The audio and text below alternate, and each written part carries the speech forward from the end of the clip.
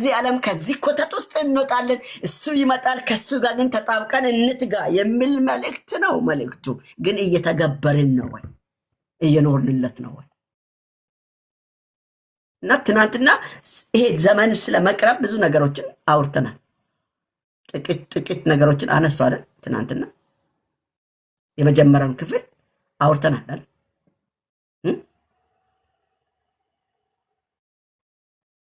አገልግሎትን ስለመፈጸም አንዳንድ ነገር አንስቼ አውርቻለሁ። አይታችኋል። የጀመረው ነጥብ ሲያነሳ እንደ መግቢያ አድርጌ አውርቻለሁ። ከዛ በኋላ ደግሞ መግቢያዬን መልሼ በትምህርት አይነት አድርጌ በስብከት መልኩን በትምህርት መልኩን አስቀምጫለሁ። በደንብ አይተናል። ያያችሁትን ላስታውሳችሁ ለዛሬ እንዳትረሱ። ለምሳሌ ዘመኑ እንደቀረበ እንደደረሰ አውቀን ነው የምንመላለሰው። ነገሩ ሁሉ መጨረሻ ምን ሆኗል ነው የሚለው መጽሐፍ። ያየነው መጽሐፍ ያየነው ክፍል ምን ይላል? አንደኛ ጴጥሮስን አንብቡልኝ፣ ለጥፉልኝ ከቻላችሁ። ምዕራፍ 4 ቁጥር 7 ላይ የምናገረው ነገሩ ሁሉ መጨረሻ ምን ሆኗል? ቀርቧል። ስለዚህ አስተዋዮች ሁኑ አይልም? እውነት ዛሬ እንደ አስተዋይ ሰው ቆም ብለን እያስተዋልን ነው መንገዱን። አስተዋይ ወዳጄ መጽሐፉን አስተዋሉ ነው የሚለው። ማስተዋል ማለት ማሰላሰልን ነው የሚጠቀመው። እኔ ኢያሱ ላይ የሚናገረው መልእክት እንደዛ ነው። ኢያሱ የሕጉን መጽሐፍ ሩብ ቀን አነበበ ይላል። ቆሞ አነበቡ ህዝቡና ኢያሱ የሕጉን ቃል። ከዛስ ቁጭ ብለው ደግሞ ሩብ ቀን አስተዋሉ ነው የሚለው። በእኛ አማርኛ ቀለል ካደረግነው ደግሞ አሰላሰሉ ነው። ይነጋገሩ ነበር። ያነበቡት ነገር ላይ ይወያዩ ነበር፣ ይነጋገሩ ነበር። መኪና የሚነዳ ሰው ዝም ብሎ እየቀለደ አጠገብ ካለ ሰው ጋር እየተላፋ ይነዳል እንደ ወዳጅ። ልጅ አቅፋ ጡት እያጠባለች እንደና እያለች ትነዳለች እንደ እናት ልጇን። መኪና በማስተዋል ነው የምንነዳ። ምክንያቱም ምን አለው? አደጋ አለው። ዛሬ ዘመኑን እንደዛ መልክ እያየን እየሄድን ነው ወይ? እናንተ ገብቶናል? ተረተን ነው ወይ? ዘመኑን አውቀን ነው ወይ እየሄድን ያለ ነው? እየተራራጥን ነው? እየሮጥን ነው? ለየትኛው ጉዳይ ሁን የምንሮጠው? ለየትኛው ሂሳቤ ነው? እውነት ገብቶናል? ማስተዋል ብቻ አይደለም የሚለው ነገር ሁሉ መጨረሻ ቀርቧል። ስለዚህ አስተዋዮች ሁኑ፣ ለጸሎትም ትጉዎች ሁኑ ነው የሚለው። ሁለት ነገር ነው የምናገረው። ስለዚህ አገልግሎት መፈጸም በመጨረሻ ዘመን ይህ ቃል ከእግዚአብሔር ለእኛ የሚጠረን ጥሪ ነው። ወዳጆች ምን እየሆነ ነው? በእውነት አስተውለን እየሄድን ነው? በማስተዋል እየተመላለስ ነው? በጸሎት እየተገን ነው? ይህን ዘመን የሚያልፍ ሰው ይህን መሆን አለበት። በማስተዋል መመላለስ አለበት፣ በጸሎት መትጋት አለበት የሚለውን ነው ትናንትና ያየን። አይታችሁ ከሆነ ዘመኑ ምን እየሆነ እየቀረበ ስለሆነ አገልግሎታችንን በትክክል እንፈጽም ዘንድ ምን ነው እንትጋ። ዘመኑ ቀርቧል። ንቁ ሁን እባክህ፣ አትተኛ። ንቃ ባለውስ ንቃ ብላችሁ ጻፉ። ንቃ ለኔ ይሆናል፣ ለእናንተ ባይሆን ለኔ እንደሆን ንቃ ባለችን ቃል ብላ ንቁ ሁን ብላችሁ ብጽፉ ደስ ይለኛል። ሁንን አልሰማችሁኝም። ዘመኑ ቀርቧል፣ ንቁ ሁን በሉና ጻፉ። ለኔ ንቁ ሁን እኔን ይጠቅመኛል። ዘር ያን ቀን እንደነቃ ሰው ነው የምንወጣ የምንገባ። ያው እንዳነቃ ሰዓትን በሉ እኮ ስንት ሰዓት ሆነ? እያጃጁን ስለ ኢየሩሳሌም ቅድስና እንዲያወራ ይፈልጋሉ። ስለ እስራኤል ቅድስና እንዲያወራ ይፈልጋሉ። አዲስ አበባን ስለ መስቀል አደባባይ ቅድስና እንዲያወራ ትፈልጋለን። አዲስ አበባ ከተማ ውስጥ ቅዱስ ቦታ የሚባለው ቤተክርስቲያን ብቻ ያለበት ቦታ ነው እንደ ቅዱስ በኃጢአት ምድር ላይ በቆሻሻ ምድር ላይ አብረን አሸናፊ ሆነን እንድንኖር እርሱ በመረጠን መንግስት ውስጥ ገብተን የምንኖርበት ምድር ነው። በቆሻሻት ምድር ላይ በተበላሻሽ ምድር ውስጥ አንተና እኔ ግን በመቀደስ ልዩ በማድረግ ምናልፍ ዘንድ ተሰጥቶናል። እቺ ምድር ሰይጣንን በሞላት ምድር ላይ በፈለገ አይነት የሚገዛ ምድር ላይ አንተና እኔ ግን ከሰይጣን መንጋጋ ትውልድን እየፈለቀቅን እኛም እምቢ እያለን የሰይጣን ሐሳብ ጥለን በእግዚአብሔር ፈቃድ ውስጥ እንድንኖር የተመረጥን ትውልድ ነን። ምርጥ ነኝ እኮ በዚህ ዘመን ላይ ታድያለሁ። በሱ ተመረጥኳ። በእናንተ ምርጫ ቢሆን ማን አባ ቦታ ይሰጠኛል? ማን አባ ቦታ ይሰጣቸው? ግን ገብቶናል። መመረጥ ገብቶሃል። መመረጥን ተረታለሁ። መለየትን አውቃለሁ። ግን በልዩ ነገር በልዩ መንፈስ መጨረሻ አገልግሎቱን ፈጽመ ለማለፍ ይህን ሰውየውን እንደሚገባ አኑረ ለማለፍ ይሳኮር ይተጋል። አንቺ ለራስሽ ትተጋለሽ። ወንድሜ እህቴ ትተጋላችሁ። እንተጋለን። እግዚአብሔር ወደ ጠረን ጥሪ መጨረሻ ቀርበዋል ማለት ጊዜው አስፈላጊ መሆኑን ያሳያል። ጊዜው አስፈላጊ፣ ይሄ ጊዜ በጣም ለጌታ ለመኖር አስፈላጊ ጊዜ ናት። ብዙ የሚያወናብድ፣ ብዙ የሚያስት፣ ብዙ በጣም የእግዚአብሔርን ቃል ጥቅስ ጠቅሰው መጽሐፉን ገለባብጠው ገላልጠው የሚናገሩ ግን መራር የሆነው መንገድ የሚመሩ ክፉ መንገድ የሚያሳዩ የበዙ ዘመን ላይ ነን ያለ ነው። ለዚህ አስተዋይ የሚሆን ዝም ይላል አይደል? ምንም ኤርምያስ ላይ ዝም ይላል። አብረን የምንነበንብ ጊዜ አልነበረም። የዘመን አብረ ፖለቲካን የምታወራበት፣ አብረን ጦርነትን የምታወራበት፣ አብረ የሆነ ነገር ሲነሳ እንደ ጊዜያዊ ወቅታዊ ጉዳይ ሲነሳ በዛ ነገር ውስጥ ምትዋኝ ልትሆን አይገባም። ልትዋኘው የሚገባ ዘላለም የሆነውን ያ የተዘጋጀችውን ስፍራ የምትናፍቃትን ምድር ለመውረስ ምን ያህል ትተጋል? እንኳን የናፈቃችሁትን አንድ አገር እኮ ለመሄድ ገንዘብ ትጠረቅማላችሁ፣ ዋጋ ትከፍላላችሁ። ቪዛ ለማግኘት ተሽሎክልኩ እንደምንም ቪዛ ለማግኘት አይደል የምትተጉት?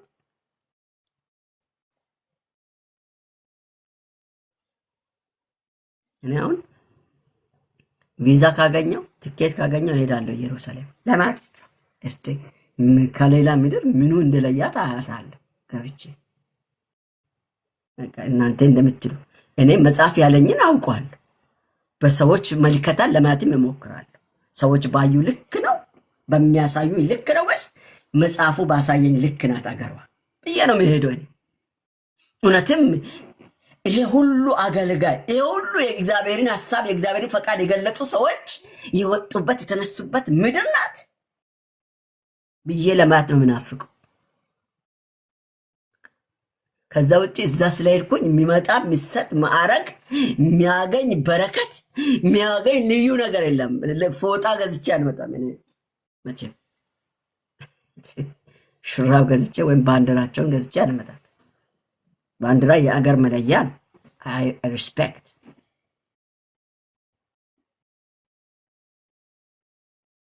መገለጫዋ ነው። በጣም ነው የምወደው የየአገሩን ባንዲራ። እኔ ቅርጽ ቀለም ያወጡበትን አወጣት በጣም ነው የሚገርማኝ። በቃ ባንዲራው ስታይ ዋው ኢየሩሳሌም ነው እንላለን። አናውቀውም እኮ ባንዲራ ራሱን የለያ ነው፣ ሞገስ አለው። የኢትዮጵያ ባንዲራ ስታው እንዴት ነው? በቃ የሀገራችን ከማን ባንዲራ ውስጥ አይናችሁ ላይ ትኩር ብላችሁ የምታዩት አገራችሁ ነው ቀድማችሁ። ከዛ በኋላ ነው ዋው እንትናም አለ የምትሉት ከዛ በኋላ። እስራኤላውያን አሁን ባንዲራቸው በጣም ነው የሚወደረ። ልክ ናቸው። እኔ አሁን ለምሳሌ ባንዲራ ተሰብስቦ ቢመጣ ቀድሜ የሚያነሳው ኢትዮጵያን ባንዲራ ነው። ወዳጅ አገሬ ነው። ቀጥሎ የአሜሪካናዊ ስለሆነ አገሬ ስላለው የአባቴ ሀገር። ሌላውን አላስብም። በእውነት እላቸዋለሁ አላስብም። ሁለቱ ነው ቀድሜ የሚያነሳው። ከሁለቱ አንዱ ቀድሞ በአይኔ ላይ ገባ አሜሪካን ወይም ኢትዮጵያ ነው የሚያነሳው። በእውነት እላቸዋለሁ አገሩ ላይ ስላለው። የክርስቲያን ባንዲራ ለብቻ ደግሞ ካለ አሳዩኝና እሱን አነሳላቸዋል። የፕሮቴስታንት አለን እንደ እኛም እኮ ሊኖረን ይችላል። እኔ ያላወቅን ክርስቲያን ንቃ፣ ጊዜው እየቀረባ ነው። እንደ እየተንጃጀን ንቁ መሆን አለብን ወዳጆች። አገልግሎት መፈጸም የሚጀምረው ከንቃት ነው። ከነቀይ በቃ የእግዚአብሔርን ሐሳብ ማድረግ ትጀምራለህ። በእግዚአብሔር ፈቃድ ውስጥ ይህን ሰውየው መንዳት ትጀምራለህ። አይንህን በእግዚአብሔር ፈቃድ ውስጥ ስትነቃ፣ በእግዚአብሔር ሐሳብ ውስጥ በእግዚአብሔር እይታ ውስጥ ብቻ እንድኖር ታደርገዋለህ። ጆሮህን በዛ መስመር ውስጥ እንድኖር ታደርጋለህ። ከክፉ ትለየዋለህ። አንደበትን፣ እጅን፣ እግርን፣ ሰውነትን በሙሉ በቁጥጥር ስር አድርገህ በዛ ሐሳብ ውስጥ እንዲሆን ታደርገዋለህ። መቼ? ዘመኑን ማወቅ ስትጀምር፣ ስትነቃ አገልግሎት ለመፈጸም ትነሳለህ ማለት ነው። አገልግሎት ለመፈጸም እንግዲህ መጀመሪያ ላይ እንዳለ ምድራዊ አገልግሎታችንን የመፈጸም ስልጣን እንዳለን እንዲሁ አገልግሎታችንን ለመፈጸም በጸሎት መትጋት ያስፈልጋል። የመጀመሪያ ጸሎት ያስፈልገናል። በጸሎት እንትጋ። ሁለተኛ ያልነው ደግሞ እንደ ባለ አእምሮ ማሰብ አለብን። ሁለተኛ ለዛሬ ልናገር የነበረውን ነገ ነው ማወራው። አላወራም ብዙ በቅድስና መመላለስ ነው። በቅድስና ቅድስና በዘር በነገድ አይመጣም። ቅድስና አገልግሎትን ለመፈጸም በነቃ ማንነት ይጀምራል። ንቁ ስትሆን ቅድስና ትጀምራለህ። ንቁ ስትሆን እግዚአብሔር ያንቃል። በቃ ለዚህ ነው ንቁ ሁን በሉኝ እምላችሁ። እግዚአብሔር ያንቃል። ልዑል ከሰማይ ሆኖ ያንቃችሁ። መንፈስ ቅዱስ አጠገባችሁ ያለው ያንቃችሁ። ሁሌ ንቁ ያርጋል። በዚህ አስቸጋሪ ዘመን ላይ የሚገባው እንደሚገባ የእግዚአብሔርን ቃል በመረዳት እንድንኖር የሚያደርገው መንፈስ ቅዱስ ሲያነቀን ነው። እንንቃ። ያንተ ንቃት መንፈስ ቅዱስን በአንተ ላይ ኃይለኛ ያረጋል። ሰራተኛ እንድትሆን ያረጋል። በቃ ይሰራብሃል፣ ይጠቀመሃል። ከውስጥ ያመነጫል። ያነበብኮን ያየውን መጽሐፍን ፍቺ ጭምር ያበራላል፣ ትርጉም ይሰጣል። ማን? መንፈስ ቅዱስ ለዘላለም የተባረከው።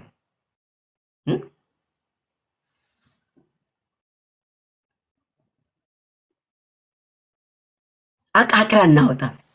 ሰው በእግዚአብሔር መንፈስ ውስጥ ሲሆን ሲነቃ፣ ንቁ ሰው የነቃ ሰው በሆነ ሰው ላይ አቃቅር ያወጣም። በሆነ ነገር ላይ፣ በመንግስታት ላይ፣ በአገራት ላይ አቃቅር ያወጣም። አቃቅር ከማውጣት ወጥቶ የእግዚአብሔርን ሐሳብ መግለጥ ጀምራል። ለምሳሌ በእስራኤላውያንን እግዚአብሔር ከሰው መካከል ለይቶ እንዴት እነሱ ቢያውቁ በእንፍቁቅ ነበር፣ በቂጣቸው በእንብርክካቸው እየሄዱ ነበር እግዚአብሔርን ማገልገል ነበራቸው። አልገባቸው። ዛሬም እናንተ በክርስቶስ ወንጌል ተማርከን ሳለ የክርስቶስን ሐሳብ በሚገባ በቅጡ እናደርጋለን። ገብቶን ለዚህ ጌታ ምን ያህል ዋጋ ለመክፈል ተዘጋጅታቸዋል? ምን ያህል ከነፍስ ከስጋችሁ ተሰጣችሁ ለዚህ ላዳናችሁ ጌታ፣ ከዛ ጨለማ ላወጣችሁ፣ ከዛ ቆሻሻ ውስጥ ላወጣችሁ ጌታ ምን ያህል እየኖራችሁ? እንደ እስራኤላውያን ደንዝዘን ይሆን? በጣም ነው እኮ። ለእስራኤል ትጉና ጸልዩ ተብለናል እኮ። ለእስራኤል ሰላም ጸልዩ ተብለናል እኮ። ከዚህ ድንዛዜ እግዚአብሔር ያውጣቸው።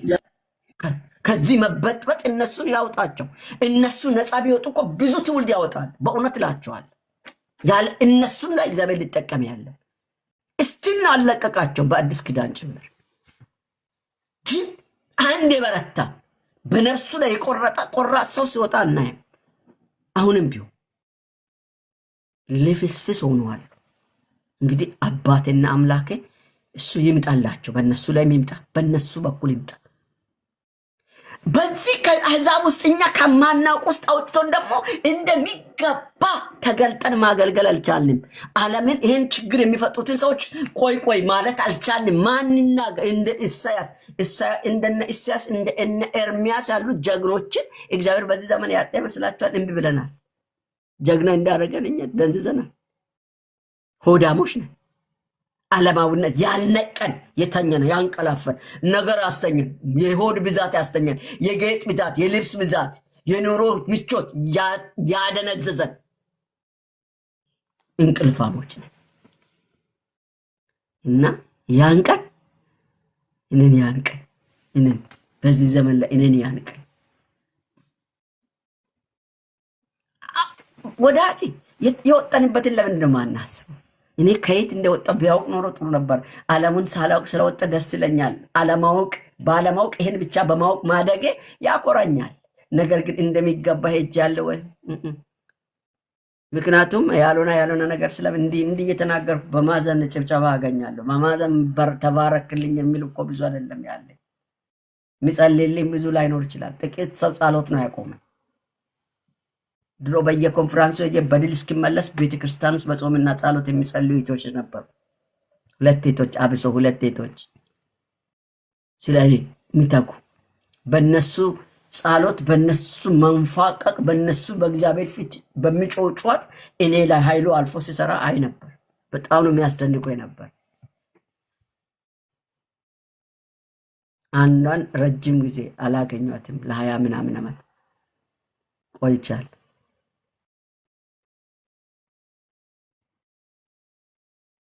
ያኔ ልጆች ነበረን ጊዜ ነው። አንደኛዋን አገኛታለሁ። ሐዋሳ ነው የምትኖረው። እግዚአብሔር በልጅ ባርኳታል። ያችኛውም ልጆች እንዳሏት ሰምቻለሁ። ገጠር ውስጥ እንደምትኖር አውቃለሁ። ግን በምንም መንገድ ሊያገኝ አልቻልኩም። በቅርብ ጊዜ ወንድሟ ታናሿ ጽፎልኝ አይቼ ጽፌለታለሁ፣ አልመለሰልኝም። ቲክቶክ ደግሞ ከጻፍኩ በኋላ ማየት አልችልም። ብዙ ጊዜ ይጠፋል፣ ሩቅ ስለሚሆን አልመልሰው። ነገሩ ስሙን ስለሚያውቀው እየጎረጎርኩ ነው። ጊዜ ስላጣ ጎረጎር እያወጣዋለሁ። ለሷ ስል እሷን ያፈልጋታል። ምን ኃይል እየታገን ነው ወንድሞች እህቶች፣ የተነሳችሁበትን አውቃችኋል። ዛሬ ህይወት የሆናችሁን ኢየሱስን ለመኖር ምን ኃይል ዋጋ ለመክፈል ተዘጋጅታችሁ? ንቆሽ ነው። ሊረዳን የመጣው መንፈስ ቅዱስ ሲነቃ ይረዳናል። ንቁ ከሆንክ አንተ እሱ ያግዛል፣ አጠገብ ይቆማል፣ ይደግፋል፣ ያበረታሃል፣ መገለጥን ያበዛል፣ ግልጠትን ይሰጣል፣ የተሻልክ ትሆናል። ተምረን ያገኘን እውቀት አይደለም እኮ። አሁን እኔ እየቀጠቀጥኩ ነው ትምህርቱ መጽሐፍ ቅዱስ አይደለም። መጽሐፍ ቅዱስን የክርስቲያንን ምናምንን ብዙ ሃይማኖታዊ ነገሮችን እንዲመረምር እያረገኝ ነው። ጥሩ ነው። ማስትሬቱን እየሰራው ነው። ለኔ ለደሞዝ አይደለም። አንዳንዴ ደግሞ አንዳንድ ጠብሻናሞች አሉ። እንደ ካርድ መዝጄ እንደ ጳውሎስ ሊያሳያቸው ነው እንጂ የሚማረው ምንም በሱ እንጀራ ወይም እንትና ተማረ ለመባል አይደለም የሚማረው። ለእውቀት ስለሚጠቅመኝ ብቻ ነው። እሱ ስራ ሊቀጠር መቼ ትምህርት አልክም። ገና ማወቅ ነው። አዲስ ነገር አውቃለሁ ብዬ እየጠጋው ነው። ባለፈ የሆነ ነገር አውቃለሁ አልጨረስኩም። ሌላ የማላውቀውን አወቅኩ፣ ተመረኩ። እንደገና ለማወቅ ይተጋለሁ። እድሜ ከሰጠኝ ምናልባት እስከ ዶክተሬት ሊሄድ ይችላል። ጌታ ብረዳኝ። እዛ ደግሞ ፕሮፌሰር ለመሆን እሄዳለሁ ማለት ነው። ወንጌላዊነትን ግን አይቀይርም። ሰምተሃል? ገና ጸሐፊ ሊሆን ጽሁፍ ለመጻፍ እየሞከርኩ ነው። መጽሐፍ ጀምር ደግሞ ምንድን ነው የሚባለው? ጸሐፊ ደግሞ ምንድን ነው የሚባለው? ደራሲ። ደራሲነት ወንጌላዊነትን ይቀይራል። እኔ የወንጌል ሰራተኛ ነኝ ወዳጄ። ንቁ፣ ጊዜ እያለቀ ነው። ንቁ። ሰማይ እንዳና የሚያደርግ ነገሮች እየበዙ ነው። ሳታውቁ እንደ ክረምት ጭቃ አዳልጦ የሆነ ውስጥ የሚከታል። ቅድም ወንድሞቻችን አላያችሁ? ቅድስት ብሎ ከተተን እኮ የሆነ ውስጥ አስገባን። ልናወጣ ምን ሞክር እዛ ይወስዱናል። ልናወጣ ስሞክር ልክ አይደለም ይሉኛል። ግራ ተጋባን እኮ የምትናገሩት አልገባን። አይገባችሁም። ግራ አጋባለሁ። ገና አጠያየቄ በጣም ግራ የሚያጋባ ነው። አንተ የምትለውን አይደለም የሚፈልገው። እኔ መጽሐፉ ወደ ምለው ካልመጣ አለቅም ወይም አበሳጫለሁ። በቃ ተሳድበህ ትሄዳለህ። ምን ታመጣለህ? አንዱ ተናዳውን ያለው ያረጃ ውሻ ይመስላል አለ። እውነት ውሻ እኔን ይመስላል? በእውነት ለዘላለም እኔ ልዑል እግዚአብሔርን የሚመስል መልክ የሰጠኝ እግዚአብሔር ውብና ድንቅ አድርጎ ፈጥሮኝ ሳለ አንተ ውሻም ውብ ነው እኮ በስራው በአሰራሩ። ውሻውንም ውብና ድንቅ አድርጎ ነው የሰራው እግዚአብሔር። የተባረከ በአሰራሩ የማይታማ የሰው ልጅ ግን አንዳንዴ ይሄ አለመንቃት የመተኛት ውጤት የሚያመጣ ነገር። ስለዚህ ስለ ቅድስና ነገ እናያለን። ሌላው ምንድነው? ትጋቱ አገልግሎት ለመፈጸም የመጀመሪያ በጸሎት መትጋት ነው። ሁለተኛ በቅድስና መመላለስ ነው። ቅድስና መመላለስን ነገ ያብራራችኋለሁ። ጌታ ይረዳናል። እግዚአብሔር እናመሰግናለን። በምክር ግሩም ነህ። ቃልን ትናገራለህ፣ በቃልህ ትመክረናለህ። እንነቃ ዘንድ ፈልጋል። እንን አንቀኝ። ወንድሞችን እህቶችን እባክን በዚህ በመጨረሻ ዘመን ላይ ጊዜው እየቀረበ ባለበት ማምሻ ደርሶ ሳለ ስትመጣ እንዳንታጣ ስለምትፈልግ ልታነቀን ዘንድ በእንዲህ መልክ ትናገረናለህ። በምትናገር እውነት ላይ ቆመን ራሳችንን በማንቃት በሚገባ ምመረንን መንፈስ ተረተን መመራት እንድንችል ሐሳብ ውስጥ ፈቃድ ውስጥ መኖር የሚያስችል ጸጋን አብዛለን። ይህን የማይወድ ተናዶ አይቶ ተበሳጭቶ ዙሪያችንን የሚከብ የትኛውም ከበባ ቢኖር በኢየሱስ ክርስቶስ ስም ከንቴ ስም ከምንጠራው ስም ጉልበት የተነሳ ከዙሪያችን ይበተን። መንፈስ ቅዱስ እያንዳንዳችንን አግዘን፣ አንቀን፣ ከፍ በል። በኢየሱስ ጌታ ስም ጸለይን፣ አሜን። ብሩካን ናችሁ።